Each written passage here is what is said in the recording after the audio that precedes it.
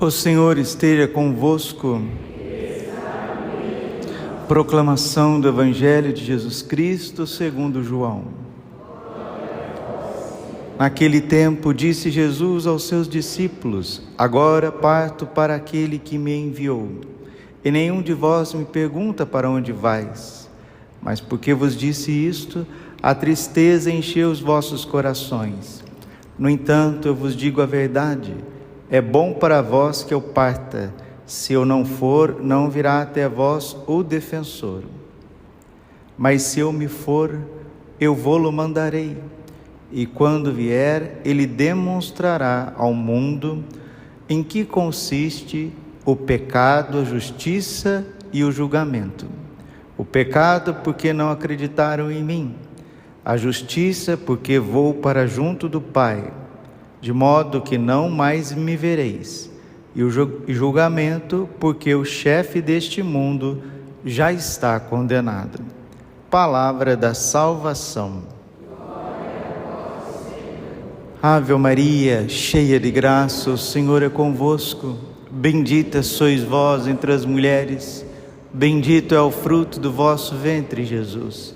Santa Maria, Mãe de Deus, rogai por nós, pecadores, agora e na hora de nossa morte. Vinde, Espírito Santo, vinde por meio da poderosa intercessão do Imaculado Coração de Maria, vossa amadíssima esposa. Podemos sentar um pouquinho? Jesus, manso e humilde de coração. Por que a vida de muita gente não vai para frente? A vida espiritual de muita gente não vai para frente.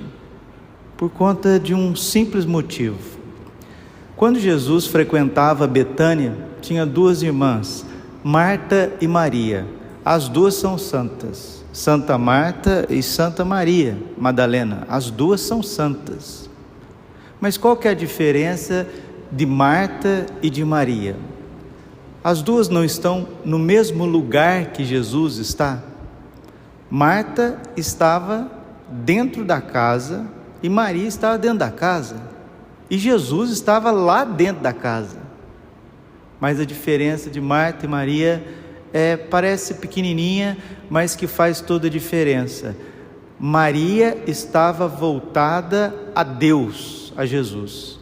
Marta estava voltada aos homens, às obras, às coisas que precisavam ser feitas, coisas boas, coisas excelentes. Ela estava preparando os afazeres para receber os apóstolos que estavam em missão. Ela estava trabalhando na obra de Deus, mas de costas para Deus. Por isso que a gente vê uma multidão de gente dentro da igreja que não se santificam, porque entram de frente, ficam dentro da igreja e acabam ficando de costas. Dentro do seminário, de costas. Dentro do sacerdócio, de costas. Na vida religiosa, de costas. E a gente sabe que no dia a dia, as coisas, as correrias da vida, o fazer, o realizar, aquilo vai tomando conta da vida da gente. E aí depois caímos naquilo que, infelizmente, os autores espirituais chamam de a heresia da ação, que é o ativismo. A primeira obra de Deus na nossa vida não é que nós façamos alguma coisa por Ele, mas que nós creiamos nele. Esta é a obra de Deus, que creais naquele que Ele enviou. E nós estamos ouvindo isso na primeira leitura dos Atos dos Apóstolos, no capítulo 16, Paulo e Silas na prisão, homens que estavam evangelizando, que estavam trabalhando para Deus, mas não estavam de costas para Deus. Aqui eles estavam na prisão, no cárcere. E como que um homem ferido à meia-noite, açoitado, espancado, sangrando, consegue louvar a Deus, bendizer a Deus, ter sorriso nos lábios, ter o coração alegre, ter esperança? Porque esses homens estavam transbordando do Espírito Santo, meus irmãos. Olha, meu Deus do céu, como é preciso desejar o Espírito Santo, como é preciso ter sede de Deus. Maria em Betânia, ela tinha sede do coração de Jesus. E Jesus mesmo disse em João 7,37, todo aquele que tem sede, venha a mim e beba, e do seu interior jorrarão rios de água viva. Estar de frente para Deus. Às vezes a gente está na missa, de costas para Deus. Às vezes a gente está na oração, de costas para Deus. Padre, quando que a gente dá as costas para Deus? Quando a gente olha demais para os problemas, quando a gente olha demais para nós mesmos, quando a gente olha demais para o mundo, para as situações do mundo. Não, nós temos que estar de frente para Deus. Isso chama-se contemplação, isso chama-se fé. Mesmo enfermo eu sou guerreiro. Joel capítulo 4 versículo 10. É isso que aconteceu na vida de Paulo e Silas. Mesmo sangrando, mesmo nas contrariedades, mesmo nas tribulações, mesmo nas incompreensões, mesmo preso, açoitado, perseguido, correndo o risco de morrer, mesmo enfermo eu sou guerreiro, porque é um homem cheio do Espírito Santo.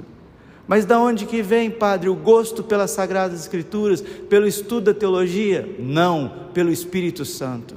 Quanta gente que não conhecia a Bíblia, mas recebeu o batismo no Espírito Santo. Esse negócio de batismo no Espírito Santo não existe não. Ou então rasga a Bíblia, meu filho. Atos 1:5, João batizou na água, mas vós sereis batizados no Espírito Santo. Derramado o Espírito Santo, batizar, efusão do Espírito Santo. E o Espírito Santo era derramado em pessoas que não eram nem batizadas em nome do Pai, do Filho e do Espírito Santo. Sabia que as pessoas esquecem que os Atos dos Apóstolos é um livro canônico? É um livro eclesial, é a história da igreja inicial. Por isso que o mundo está padecendo, porque o mundo não tem o Espírito Santo, porque nós estamos dentro da casa da igreja de costas para o Senhor. Enquanto os apóstolos não tinham estrutura, não tinham nada e transbordavam do Espírito Santo. E mesmo sem ainda compreender certas coisas que o Espírito Santo, Deus foi revelando ao longo da história dos concílios, mas eles criam. E quando os apóstolos chegavam nas cidades e ensinava a respeito do nosso Senhor Jesus Cristo, criava aquela expectativa no coração das pessoas, o entusiasmo. Por isso que São Boaventura diz que o Espírito Santo vem aonde é amado, esperado e invocado. Nós precisamos amar a Deus, esperar o novo de Deus e invocar Deus, Salmo 33, versículo 7, este infeliz gritou a Deus e foi ouvido. Mesmo na tribulação, mesmo na enfermidade, mesmo na desolação, mas eu não tenho força para rezar, eu não tenho força para o apostolado, o pecado me jogou no chão. Romanos capítulo 10, versículo 11, todo aquele que invocar o nome do Senhor será salvo. Vamos, meus irmãos, nessas 2 últimas semanas do tempo pascal, arder, desejar, invocar o Espírito Santo, ter sede do Espírito Santo, ter desejo de uma vida espiritual. Se a santidade não está na nossa disposição, e não está porque é obra de Deus, que ao menos a gente tenha o desejo, o querer ser santo, porque a gente está vendo muita coisa e ao mesmo tempo a gente não vê frutos. Jesus passou perto daquela figueira e amaldiçoou aquela figueira porque ela não produziu frutos. Todo ramo que não der fruto será cortado. E nós não podemos ser cortados, jamais. Nós temos que ser cada vez mais enxertados em Cristo. Então vamos pedir a Nossa Senhora de Pentecostes, ela que ensinou os apóstolos a perseverar na oração, ela que ensinou os apóstolos a esperar a promessa, porque nosso Senhor está dizendo no Evangelho hoje, e dizendo em claro, alto e bom som, Ele está dizendo o seguinte: é bom para vós que eu parta, no entanto vos digo a verdade, é bom para vós que eu parta. Se eu não for, não virá até vós o defensor. Mas se eu me for, eu vô-lo mandarei. E quando ele vier, demonstrará ao mundo em que consiste o pecado, a justiça e o julgamento. Padre, o que consiste o pecado? O próprio Senhor Jesus explica: em não crer nele, não crer. Quem não crer em Jesus é um ímpio, No final da primeira carta de São Paulo aos Coríntios, no capítulo 16, São Paulo diz uma coisa fortíssima e é pura verdade: maldito seja aquele que não ama nosso Senhor Jesus Cristo. Maldito. E se o mundo não conhecer Jesus, não amará Jesus. E quem fará Jesus conhecido? Os homens e mulheres cheios do Espírito Santo. Cheios do Espírito Santo. Padre, como que a gente fica cheio do Espírito Santo? Pedindo o Espírito Santo. Eu tenho certeza absoluta que tem pessoas que passam dias, semanas, meses, bimestres, semestres, sem pedir o Espírito Santo.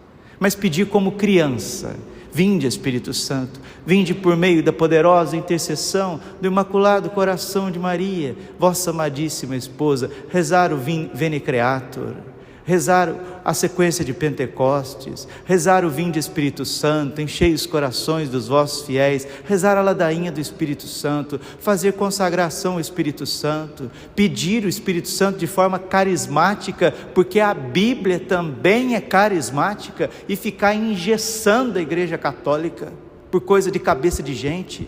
Não.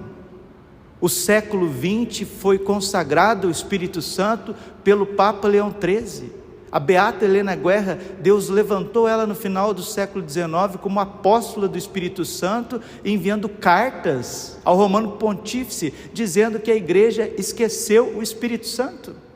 E aonde não tem o Espírito Santo em plenitude, ali não tem o amor, não tem fraternidade. E aí fica a coisa mais ridícula do planeta Terra: nós estamos dentro da casa, de costas para Deus, julgando as pessoas. Numa vida estéril, não tem inspiração. Aí começa aquela vida carnal. Carnal aqui não é sexualidade, não. Carnal aqui é a natureza humana, frágil, fraca, débil, decrépita. E é tudo que a gente não quer, tudo que a gente não quer. Por que Santo Antônio, aonde pregava, mudava aquela região? Por que São Domingos de Gusmão pregava e mudava a região? Por isso que São João de Ávila pregava e mudava os lugares que eles passavam, porque eles eram homens cheios do Espírito Santo, e eles pregavam a Bíblia, a palavra de Deus, a palavra de Deus. Mateus capítulo 4, versículo 4, não só de pão viverá o homem, mas de toda palavra que procede da boca de Deus. Hugo de São Vítor, um grande mestre, um grande estudioso, ele dizia: a obra das Sagradas Escrituras é a restauração da pessoa humana. Voltemos a ler a Bíblia, invoquemos o Espírito Santo para ler a Bíblia, e aí vai acontecer justamente esse amplexo, né? Você pede o Espírito Santo e lê a Bíblia, você lê a Bíblia e fica cheio do Espírito Santo. Gosto pelas Sagradas Escrituras. Quando o Espírito Santo começou a ser derramado no final dos anos 60, na Igreja Católica, no começo dos anos 70, foram jovens leigos que foram fazer retiro e pediram o Espírito Santo: vem Espírito Santo, nós precisamos dos teus prodígios, milagres e sinais, porque senão a igreja vai ser muito bonita, vai ter muitos quadros, vai ter muito bonito, muito teto bonito, chão bonito, altares bonitos e os corações feios, porque os corações estão voltados às coisas materiais. Não adianta, meus irmãozinhos, progredir. Eu não tenho tempo aqui nessa homilia, não tenho tempo. Progredir na fé, progredir na oração é receber o Espírito Santo e querer dar a vida por Jesus, dar a vida. Quanto mais o Espírito Santo você tem, você vai ser igual esse sírio. Quanto mais a gente celebra a missa aqui na capela, quanto mais a gente faz adoração, quanto mais a gente acende esse sírio, mais ele se consome. E quanto mais ele se consome, mais ele é feliz. Porque ele não foi feito para guardar na sacristia. Ele foi feito para se consumir de amor. É isso que o Espírito Santo fez com todos os santos, leigos, casados, pai de família, mãe de família, consagrados, sacerdotes, a ponto de querer dar a vida por Jesus. Se um dia você chegar na quinta morada, sabe qual que vai ser o maior desejo da tua vida? Morrer. Morrer. Derramar o sangue por Jesus. Derramar o sangue, fazer Jesus conhecido em qualquer lugar. Essa é a missão do Espírito Santo, ungir a igreja para que a igreja possa transformar o mundo. Mas para isso nós precisamos ser como Paulo e Silas, não estar voltado aos problemas, não estar voltado às dificuldades, às barreiras, mas mesmo na nossa fraqueza, mesmo na nossa pequenez, mesmo na nossa debilidade, mesmo na nossa enfermidade. Joel capítulo 4, versículo 10. Mesmo enfermo, eu sou guerreiro. Este infeliz gritou a Deus e foi ouvido. Salmo 33, versículo 7. Todo aquele que invocar o nome do Senhor será salvo. E o mais bonito, eles presos no cárcere, poderiam estar ali reclamando, poderiam estar ali lamuriando, poderiam estar ali fazendo análises das dificuldades, começaram a louvar a Deus. Fica em pé um pouquinho, vamos, porque nós estamos meio dormindo, fica em pé um pouquinho, vamos ficar um pouquinho em pé. Nossa, hoje você está entusiasmado. O dia que está entusiasmado, tem que estar entusiasmado. Imagina o dia que você está entusiasmado e você ficar triste, não tem jeito. Fique em pé, você tem que louvar a Deus, louva a Deus pelas dificuldades, louva a Deus pelo calor, louva a Deus pelas fragilidades, louva a Deus pelas incompreensões, louva a Deus pelas perseguições, louva a Deus, espera, queira o Espírito Santo na tua vida. Padre, nós vamos fazer da liturgia católica um grupo de oração? Não! A nossa alma é sempre um grupo de oração, porque a nossa alma tem o Pai, nossa alma tem o Filho, nossa alma tem o Espírito Santo. Quem é consagrado Nossa Senhora pelo Mestre São Luís de Montfort, na tua alma tem uma Virgem Maria. A alma de um santo é sempre Pentecostes, mesmo na enfermidade, mesmo na solidão. Por que as pessoas estão doentes? Por que as pessoas estão frágeis? Por que as pessoas estão fracas, dependentes? Por que ficam o dia inteiro sozinhas, isoladas, dentro de casa, dentro de celular?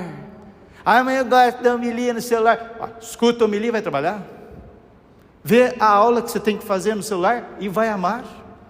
Porque querer fazer igreja dentro de celular, esse negócio não vai ficar, você é coisa de louco.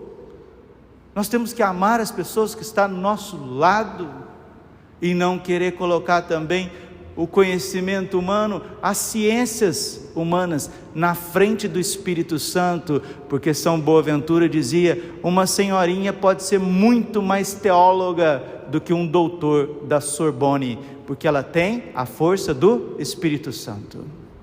Enquanto muitas vezes o estudo te leva a um falso intelectualismo que deixa tudo estéril. Então vamos pedir a Deus nesta Santa Missa, já nas vésperas da novena de Pentecostes, que o Espírito Santo venha, que Ele venha em abundância, porque aonde abundou o pecado, ali superabundou a graça, e que nós, ao lermos as Sagradas Escrituras, principalmente os Atos dos Apóstolos, as cartas de São Paulo, o nosso coração possa arder e dizer: Senhor, se o Senhor fez neles, faça em mim também. Essa era a ousadia de Santo Agostinho. Santo Agostinho dizia: se eles foram santos, por que não eu? Por que não eu? Por que não eu, Senhor? Por que não eu? Mas vai doer, Padre, vai custar, vai consumir a nossa vida. Santo Agostinho de novo: quem ama não sofre, e se sofre, ama até o sofrimento, porque o amor é maior. O amor é maior. Quem vê o sofrimento, vê do lado de fora, mas o amor está do lado de dentro. Do lado de dentro, ele queima sem consumir, e é isso que nós pedimos, Senhor. Vem, Espírito Santo, renova a face da terra, renova a igreja, renova as congregações, renova o sacerdócio, renova a vida de oração das pessoas, Senhor. Que nesse dia nós não sejamos donos de nós. Enquanto você quiser ser dono de você, o Espírito Santo não consegue te conduzir. Mas quando você se torna uma criança nas mãos de Deus, um escravo de amor, aí você vai fazer tudo o que Deus quer no teu estado de vida, como pai, como mãe, como profissional, como jovem, como criança, como ancião, anciã. Você vai fazer tudo de acordo com o Espírito Santo. E que nós não percamos tempo, como dizia São Francisco de Sales, não vamos perder tempo, não vamos perder tempo. Quem ama não perde tempo. Glória ao Pai, ao Filho e ao Espírito Santo, como era no princípio, agora e sempre. Coração imaculado de Maria, confiança, saúde e vitória.